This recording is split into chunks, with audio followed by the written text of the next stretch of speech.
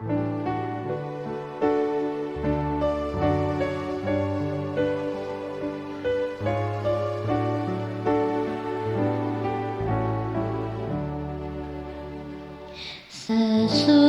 malam, tak ada awan, tak ada taufan binasakan. Hari berkirap, hari pujian, sesudah malam kesukaan. Sesudah malam, perang pimpin aku kepada Bapa yang ku sembah. Tidak dapatnya dengar namaku sesudah malam negeri indah. Shalom pemirsa yang diberkati Tuhan, bertemu kembali dalam seri Renungan Pagi. Sebelum kita lanjutkan renungan pagi kita hari ini, mari saya ajak kita berdoa terlebih dahulu. Tuhan Bapa Surgawi, Bapa yang baik yang kami sembah di dalam nama Yesus Kristus. Satu minggu ini kami telah Tuhan berkati hingga pada hari ini, hari Jumat, kami bersyukur Engkau memberikan kepada kami berkat jasmani dan berkat rohani. Sebelum kami melakukan semua aktivitas kami, izinkan kami Tuhan boleh merenungkan firman-Mu melalui renungan pagi ini. Biarlah Roh Kudus akan mengurapi kami. Terpujilah Engkau ya Bapa, dalam nama Yesus kami berdoa. Amin. Renungan pagi kita Jumat 21 Maret 2024 yang berjudul Penyembuh Agung. Ayat intinya kita lihat dari buku Markus 16 ayat 18 mengatakan mereka akan memegang ular sekalipun mereka minum racun maut, mereka tidak akan dapat celaka. Mereka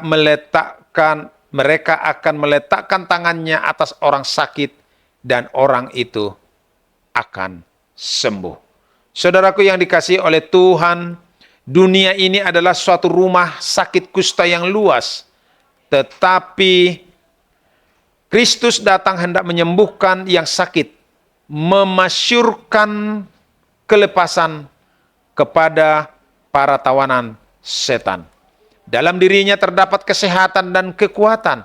Ia memberikan hidupnya kepada yang sakit, yang dirudung malang, mereka yang dirasuk setan. Ia tidak menolak seorang pun yang datang hendak menerima kuasa menyembuhkan, kuasa penyembuhannya. Ia mengetahui bahwa mereka akan memohon pertolongan daripadanya. Telah mendatangkan penyakit ke atas diri mereka sendiri. Meskipun demikian, ia tidak enggan menyembuhkan mereka. Dan ketika khasiat dari Kristus memasuki jiwa yang malang ini, mereka diyakinkan dari dosa.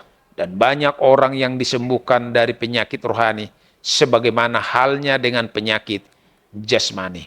Injil mempunyai kuasa yang sama. Dan mengapa kita tidak menjadi saksi dari hasil yang sama sekarang juga?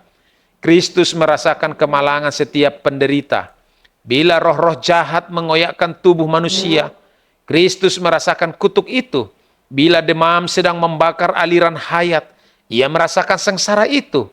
Dan ia rela menyembuhkan orang sakit sekarang, sama seperti ketika ia berada di dunia secara pribadi. Saudaraku yang dikasihi oleh Tuhan, hamba-hamba Kristus adalah wakil-wakilnya, saluran bagi pekerjaannya. Ia ingin menggunakan kuasa penyembuhannya dengan perantaraan mereka. Dalam cara penyembuhan juru selamat terdapatlah pelajaran bagi murid-muridnya. Pada suatu kesempatan, ia menyapu mata seorang buta dengan tanah lembek dan menyuruh dia pergi. Pergilah basuhlah dirimu di dalam kolam Siloam. Maka pergilah orang itu, ia membasuh dirinya lalu kembali dengan matanya yang sudah melek. Dapat kita lihat di dalam buku Yohanes 9 ayat 7. Kesembuhan itu dapat diadakan hanya oleh kuasa penyembuhan agung itu. Namun Kristus menggunakan bahan dari alam yang sederhana itu. Meskipun ia tidak menyetujui pemberian obat. Namun ia membenarkan pemakaian obat-obatan yang sederhana dari alam. Kepada kebanyakan orang yang di Rudung Malang yang mendapat kesembuhan, Kristus berkata, jangan berbuat dosa lagi, supaya padamu jangan terjadi yang lebih buruk. Yohanes 5 ayat 14.